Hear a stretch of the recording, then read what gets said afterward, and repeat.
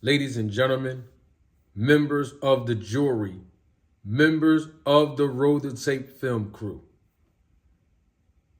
when we look at the career of Gervonta Tank Davis, we all must attest to the fact that Gervonta Tank Davis have been hated on for years now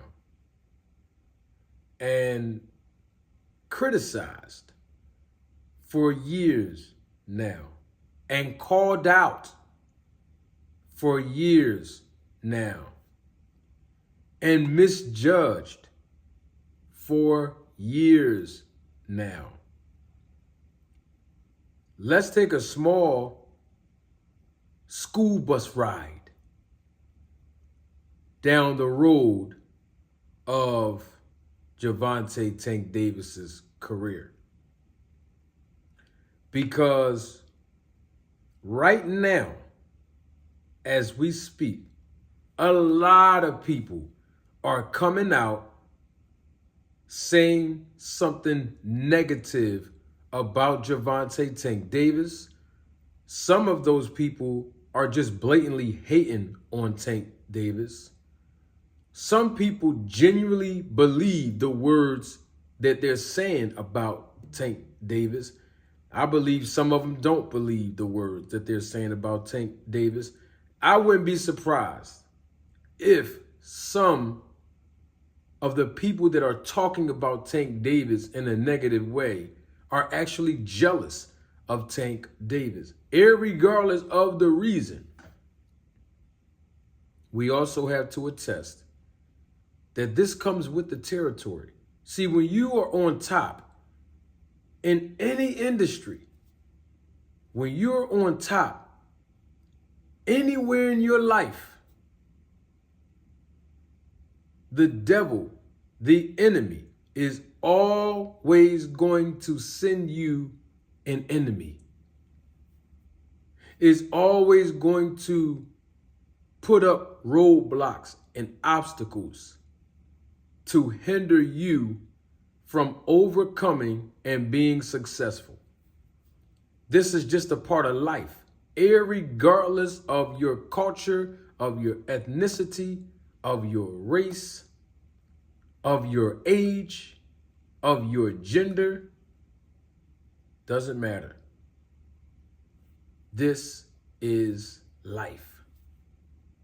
So all of the people that are coming out speaking against Gervonta Tank Davis, for whatever reason, we all have to attest and acknowledge that it comes with it, because Gervonta Tank Davis is on top. And if you ask me, Gervonta Tank Davis is the face of boxing, especially here in America.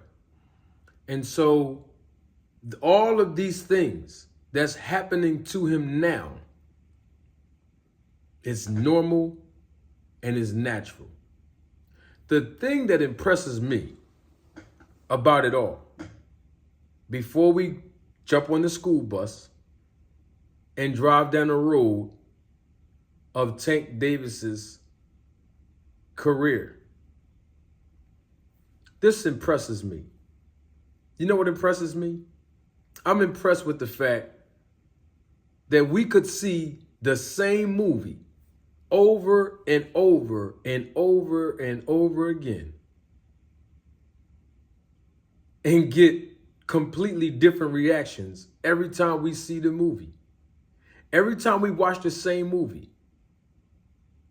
when it's over, we can walk away from watching a movie and get conflicting reactions. That impresses me. And in this case right here with Tank Davis, we keep seeing the same movie over and over and over and over again, with people saying things about Gervonta Tank Davis in a negative way. And every time you hear it, every time I hear it from different people, for different reasons, you can walk away with a different reaction. Come on this school bus real quick. Some of y'all didn't know this. I used to be a school bus driver a long, long time ago. But come on, jump on this school bus. I'm going to drive and we're going to take a trip down the road of Tank Davis's career when we talk about people who has said negative things about Tank Davis. Let's start from when all of these things begin to unfold for Tank Davis. You see, Tank Davis, stay with me, I'm getting somewhere with this. Tank Davis associated himself with Floyd Mayweather. And we all know a lot of people were hating on Floyd Money Mayweather for a long time, especially some of the critics in the media. Right? So when Tank Davis associated himself with Floyd Mayweather, just that association alone became open season for some people to throw shots at Tank Davis. And then Tank Davis started winning. And then Tank Davis started to rise and develop as a professional. And then Tank Davis was being promoted on the undercards of world champions, including Adrian Broner and including, of course, Floyd Money Mayweather. Y'all remember, some of y'all don't remember this, but most of you do. Y'all remember when Tank Davis was on the undercard of Floyd Money Mayweather versus Conor McGregor. Y'all remember that? I do. And a lot of people was hating on Tank. What was that, back in 2017, I think? Somewhere around there. They were hating on Tank Davis because he's the one that got the opportunity to be on that undercard. And of course, we know how the fight ended when he was on the undercard of that fight between Floyd and Conor. Now, moving forward, there were other people who wanted to be in the position of Tank Davis. And because they weren't, they started throwing shots at Tank Davis, especially through YouTube and through the media and through social media. But Tank Davis kept rising, kept progressing. Name kept getting bigger and bigger. And of course, there were small steps to be taken. And Money Mayweather and Floyd and Mayweather Promotions and Leonard Ellerbe and of course the great Al Heyman, they all did a tremendous job navigating the career of Tank Davis, right? And of course, that placed more eyeballs on Tank, not just because of the mere associations and having good representation. And I keep telling y'all that good representation in this business is priceless. But also because Gervonta Tank Davis was knocking people out and knocking people off left and right. So just the results that he was receiving was causing critics. Now, fast forward to today.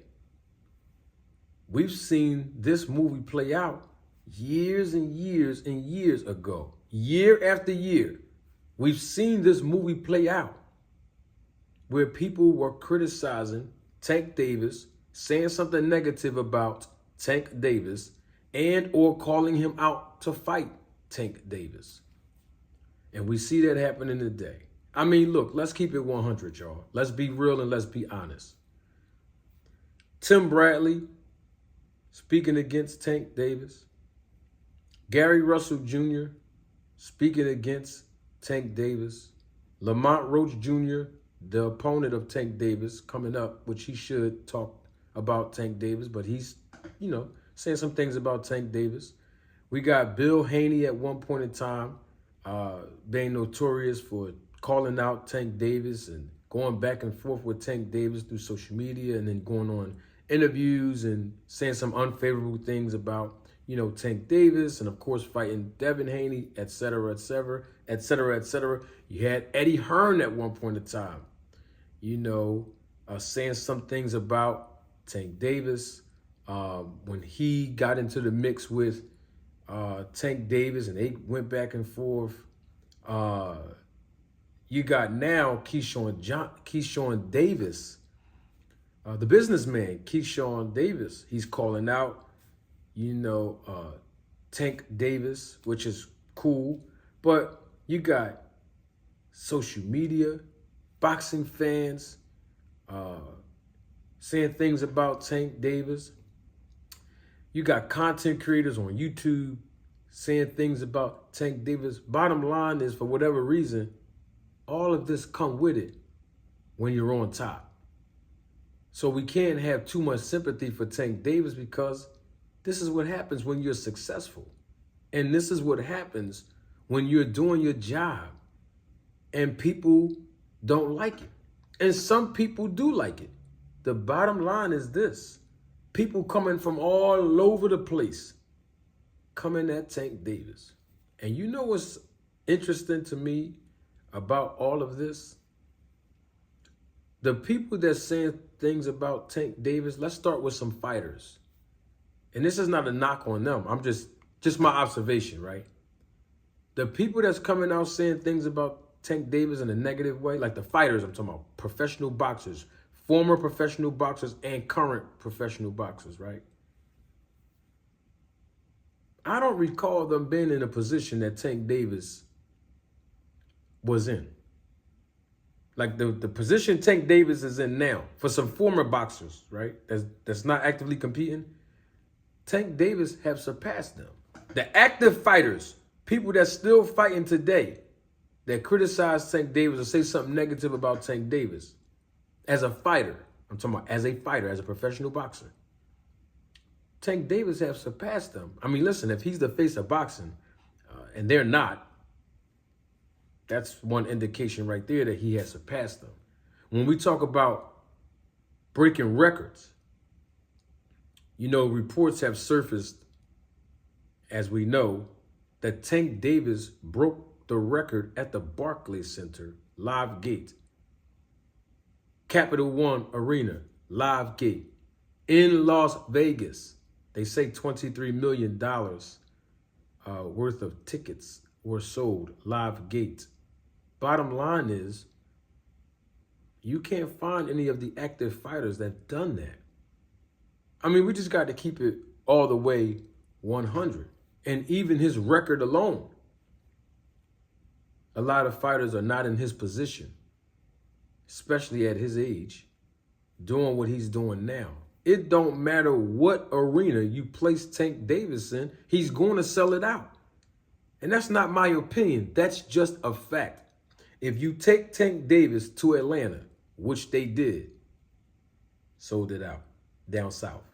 If you take Tank Davis in the DMV area in Washington, and they did, sold it out. If you take Tank Davis to New York City, Brooklyn, that is, and they did, sold it out. Of course, if you take Tank Davis to the West Coast, like Vegas, and they did, and he sells it out. He's the face of boxing. So all of these things that's happening to him, it come with it. I mean, you got people saying that he fired his coach, Coach Calvin Ford. All kind of things. And this is the thing that I love about it all. That Tank Davis, having fought since when? When the last time Tank Davis was actually in the ring? When he fought Frank Martin. Y'all remember that? He hasn't fought Frank Martin in months now. But people are on social media talking more about Tank Davis than any other fighter. And the man fought months ago. If that doesn't tell you about the star power and influence of Tank Davis, I don't know what is. So I'm going to start something now, and that is a nickname for Tank Davis. A motto for Tank Davis, because I like Tank Davis. Gervonta Tank Davis is the AI of boxing. Let me say that again. Gervonta Tank Davis is the Allen Iverson of boxing. He has that bad boy image, like AI did. He's on top of his game, like AI was. He has the marketability, like AI did. He has that swag, like AI did. All the girls like Tank Davis, like they like AI. He got the braids in his hair. He got the tattoos everywhere. In other words, what I'm saying is about the braids and the tattoos, what I'm saying is he is relatable to the inner city community like AI was. And on top of all of it, he's not a guy who just gets along with the system. He speaks out against things that bother him, even if they're not popular, just like AI did. Y'all remember that time when Tank Davis tweeted, "Get that snack S out of boxing"? Now, I don't know if Tank Davis watched any of my videos, but I recall 3 days, and you know I have the evidence of when I publish my content because I own the content. 3 days before, 3 days after, 3 days after I put out a video with Tank Davis's name in the title, when Victor Conte, and I actually pulled the excerpt out of an interview that Victor Conte did like 2 or 3 years prior to when I published the video last year, when Victor Conte was making references about drug testing. Y'all remember that? Yeah, I'm talking about when he was making a reference, because you know, at the time, Tank Davis was fighting Mario Barrios, and the buildup of that fight, somebody interviewed Victor Conte. You know what I mean? And Victor Conte, of course, he's representing Mario Barrios because Mario Barrios is a snack fighter, right? And he mentioned some things about VADA testing. And I took an excerpt out of that. This is before Victor even came on my channel. It's before he came to the podcast, before I interviewed him. And I saw something and I heard something in that.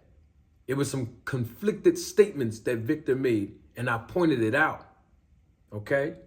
And so 3 days after that, Gervonta Tank Davis tweeted, "Get that snack SHIT out of boxing." And then Victor Conte responded to that tweet on his Twitter account.